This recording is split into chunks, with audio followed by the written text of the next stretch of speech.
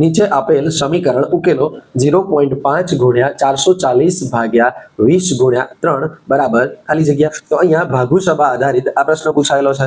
તો ચાલો આજે આપણે આ પ્રશ્નને સરળ રીતથી ગણવાનો પ્રયાસ કરીશું.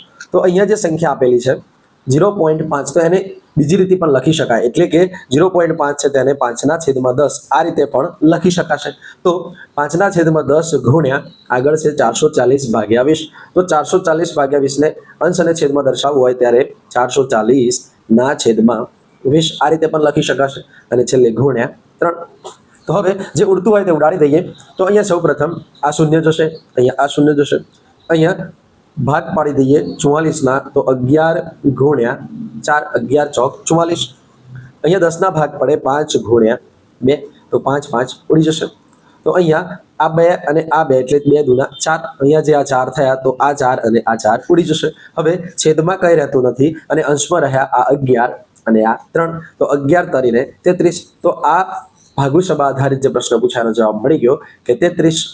તો ઓપ્શનની દ્રષ્ટિએ 33 એટલે ઓપ્શન સી આપણો અહીંયા સાચો જવાબ થશે. તો મિત્રો, આવા જ અવનવા વિડીયો જોવા માટે અમારી માધવ ચેનલને લાઇક અને સબસ્ક્રાઇબ કરતા રહો. Thank you.